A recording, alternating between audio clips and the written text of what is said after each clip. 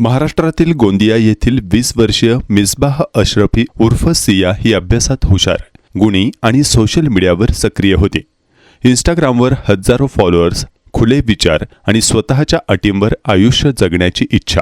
पण हाच मार्ग तिला शेवटी फसवणूक आणि मृत्यूपर्यंत घेऊन गेला. मिसबाह गोंदियातील सिव्हिल लाईन परिसरात राहत होती आणि नानीच्या घरी ती वाढलेली. कौटुंबिक मतभेदानंतर तिने नानीचे घर सोडून पेइंग गेस्ट म्हणून भाड्याच्या घरात राहायला सुरुवात केली. कपड्यांच्या दुकानात काम, नंतर केटरिंगमध्ये वेटर म्हणून नोकरी. याच दरम्यान तिची ओळख दीपक पटेलशी झाली. लग्न, नाव बदल आणि नव्या आयुष्याची सुरुवात. 24 एप्रिल 2025 रोजी गोंदियातील ग्रामीण भागात झालेल्या सामुदायिक विवाह सोहळ्यात मिसबाहने गुजरातमधील दीपक पटेलशी विवाह केला. लग्नानंतर तिने आपले नाव बदलून सिया ठेवले आणि पतीसोबत नाडियाद येथे राहायला गेली. प्रेमात आकंठ बुडालेल्या सियाने हातावर दीप नाव आणि त्याची जन्मतारीख 26 मे 1992 असा टॅटूही गोंधळून घेतला. सिया खुल्या विचारांची होती. तिचे म्हणणे होते, मला आयुष्यात कोणतीही बंधने नकोत, मला पूर्ण स्वातंत्र्य हवे. याच विचारामुळे पती दीपकसोबत मतभेद वाढले. घरगुती जबाबदाऱ्या आणि स्वातंत्र्याच्या विचारांचा संघर्ष वाढत गेला. अखेर घटस्फोट झाला. घटस्फोटाच्या बदल्यात सियाला 1.5 लाख रुपये मिळाले. डेटिंग ॲप आणि इंस्टाग्रामद्वारे सियाची ओळख भोपाळमधील समीरशी झाली. त्याने स्वतःला अविवाहित असल्याचे सांगितले. मैत्री प्रेमात बदलले आणि ऑक्टोबर 2025 मध्ये सिया सर्व काही सोडून भोपाळला गेली. ती समीरसोबत लिव्ह इन रिलेशनशिपमध्ये राहू लागली आणि घटस्फोटात मिळालेले सर्व पैसे त्याच्यावर खर्च केले. समीर बॅटरीची ऑटो रिक्षा चालवत होता, मात्र कामात नियमित नव्हता. आणि नंतर उघड झाले की समीरने 2 विवाह लपवले होते. पहिली पत्नी त्याला सोडून गेली होती, तर दुसऱ्या पत्नी आणि 2 मुलांसह तो राहत होता.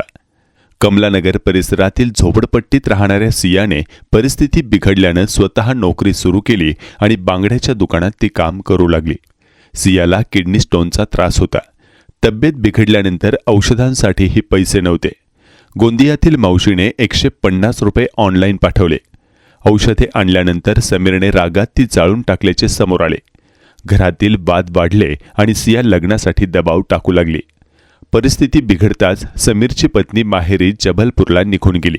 7 फेब्रुवारीला सकाळी सियाने आईला फोन करून सांगितले, कामावर जातेय, भूक लागलीय, 50-60 रुपये पाठवा.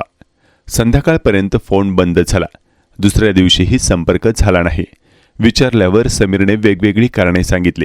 फोन तोडल्याची कथा, 15,000 रुपये घेऊन पळून गेल्याचा आरोप, तक्रार दाखल करण्याची धमकी. प्रत्यक्षात 7 फेब्रुवारीच्या संध्याकाळी सिया आणि समीरमध्ये जोरदार वाद झाला. संतापलेल्या समीरने संधी साधून सियाचा गळा दाबून खून केला. 8 फेब्रुवारीच्या रात्री पुरावे नष्ट करण्यासाठी कुटुंबाची मदत घेतली. दुसऱ्या पत्नीच्या हुंड्यात मिळालेल्या लोखंडी पेटीत सियाचा मृतदेह दगड आणि विटा भरून दोरीने बांधले आणि हाऊसिंग बोर्ड कॉलनीजवळ मोकळ्या मैदानातील सेप्टिक टँकमध्ये फेकून दिले. त्यानंतर समीर पत्नीला आणण्यासाठी जबलपूरला गेला. 13 फेब्रुवारीला मैदानात खेळणाऱ्या मुलांना दुर्गंधी जाणवली. सेप्टिक टँक साफ करताना पेटीत सापडलेला मृतदेह आढळला. गळ्याजवळ गुलाब आणि पानाचा टॅटू आणि हातावर दीप नाव आणि जन्मतारीख. यावरून पोलिसांना धागा मिळाला. फॉरेन्सिक तपास आणि सर्व्हिलन्सच्या मदतीनं 24 तासांत हा ब्लाइंड मर्डर उघडकीस आला. मृत महिलेची ओळख सिया उर्फ मिसबाह अशरफी, गोंदिया, महाराष्ट्र अशी पटली. समीर भोपाळला परतताच पोलिसांनी त्याला अटक केली. हत्या प्रकरणात समीर, त्याची बहीण सायमा, आई शहनाज आणि भाऊ साहिल यांच्या विरुद्ध गुन्हा दाखल करून सर्वांना अटक करण्यात आली. 13 फेब्रुवारीला निशातपुरा पोलीस ठाण्यातून कुटुंबाला फोन आला आणि व्हिडिओ कॉलवर मृतदेह दाखवण्यात आला.